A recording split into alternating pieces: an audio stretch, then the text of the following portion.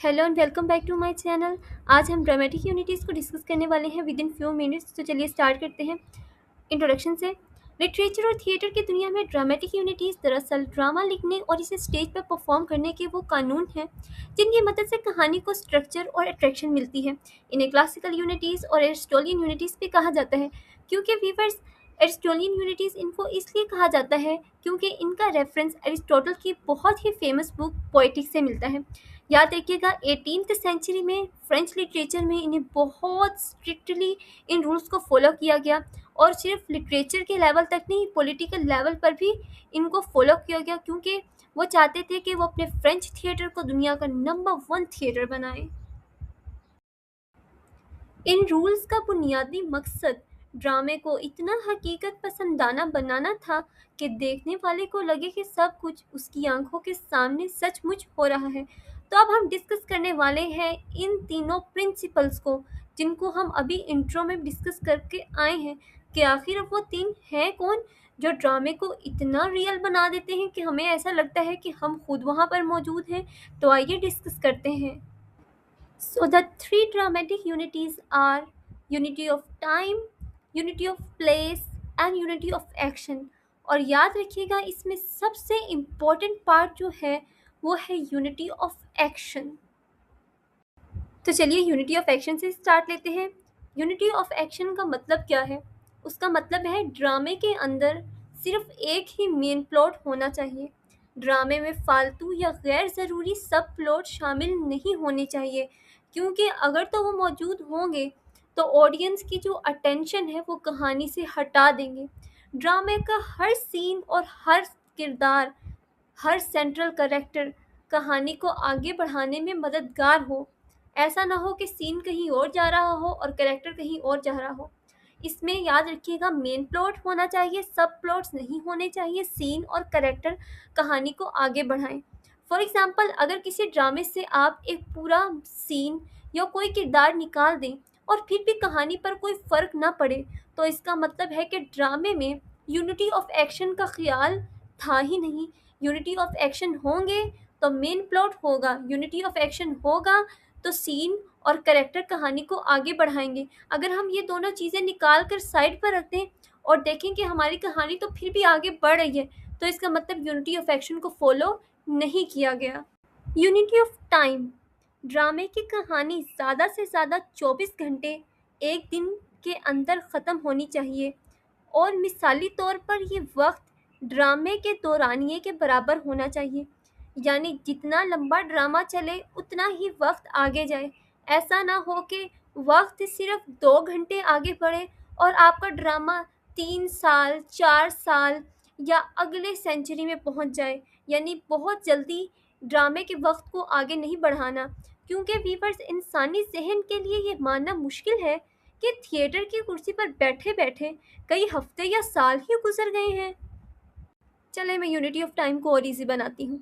ड्रामे की कहानी का वक्त और थिएटर में बैठे ऑडियंस का वक्त तकरीबन बराबर होना चाहिए। पुराने दौर के फिलोसफर्स का ख्याल था कि एक अच्छा ड्रामा वो है जिसकी पूरी कहानी ज़्यादा से ज़्यादा 24 घंटे एक दिन के अंदर ख़त्म हो जानी चाहिए। आपको एक एग्जांपल के थ्रू समझाने की कोशिश करती हूँ। आंखें बंद करें, इमेजिन करें आप थिएटर में एक ड्रामा देख रहे हैं। ड्रामा सिर्फ 2 घंटे का है। एक सीन के बाद स्टेज पर अंधेरा हो जाता है और नया सीन स्टार्ट हो जाता है। नया सीन स्टार्ट होते ही एक्टर स्टेज पर आता है और कहता है इस बात को अब 10 साल गुजर चुके हैं और मैं बूढ़ा हो चुका हूँ। तो पुराने दौर के क्रिटिक्स का मानना था कि ऑडियंस का दिमाग इस बात को कबूल ही नहीं करेगा। वो सोचेगा मैं तो भी 5 मिनट पहले यहाँ बैठा था, 10 साल कैसे गुजर गए। इससे ड्रामे की सच्चाई या हकीकत पसंदी ख़त्म हो जाती है। अब हम डिस्कस करेंगे unity of place. Unity of place का क्या मतलब है?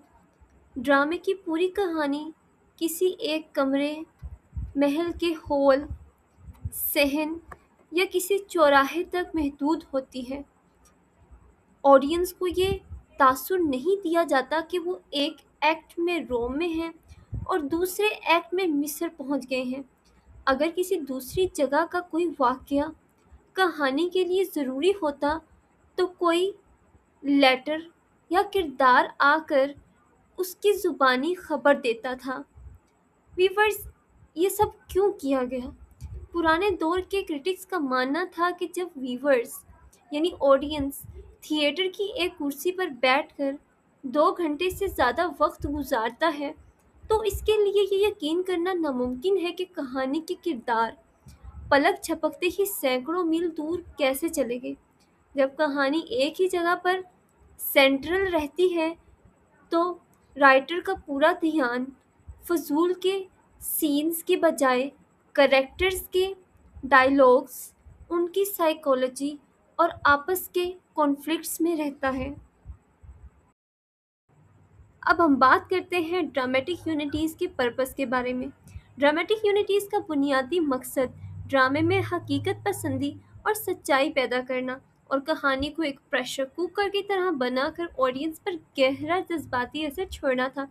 न्यू क्लासिकल एरा में भी उनके नज़रिए का मानना था कि जब कहानी सिर्फ एक सेंट्रल स्टोरी या एक ही दिन और एक ही जगह तक महदूद होगी, तो ऑडियंस के लिए इस कहानी पर यकीन करना आसान हो जाएगा, क्योंकि इन्हें वक्त और जगह की बड़ी तब्दीलियों के लिए अपना वहमो गुमान पर जोर नहीं देना पड़ेगा। ये सख्त पाबंदियाँ कहानी को फालतू कैरेक्टर्स और सीन्स की तब्दीलियों से पाक रखती थी, जिसकी वजह से राइटर की पूरी तवज्जो, पूरी अटेंशन डायलॉग्स और कैरेक्टर्स के कॉन्फ्लिक्ट्स पर हो जाती थी मरकूज, और यही चीज़ ऑडियंस के क्यूरियोसिटी को अरूज पर पहुंचाकर ड्रामे के अंजाम को, एंड को इंतहाई ताकतवर और अट्रैक्टिव बना देती है। आपको मैं यहाँ पर एग्जांपल्स प्रोवाइड कर रही हूँ। ये वो एग्जांपल्स हैं, ये वो प्लेस हैं जो ड्रामेटिक यूनिटीज़ के मयार पर पूरा उतरते हैं।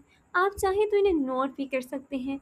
सो व्यूअर्स, ड्रामा की ये तीनों forms, time, place and action, दरअसल कहानी को सादा, सच्ची और जानदार बनाने का एक सोर्स है। इनका मकसद सिर्फ इतना है कि ऑडियंस ड्रामा देखते हुए उलझन का शिकार न हो और कहानी एक ही वक्त एक ही जगह पर इतनी तेज़ी से आगे बढ़े कि देखने वाला शुरू से आखिर तक उनके मैजिक में जकड़ा रहे। ये प्रिंसिपल्स ड्रामे को इधर उधर भटकाने की बजाय सीधा दिल पर असर करने में मदद देते हैं।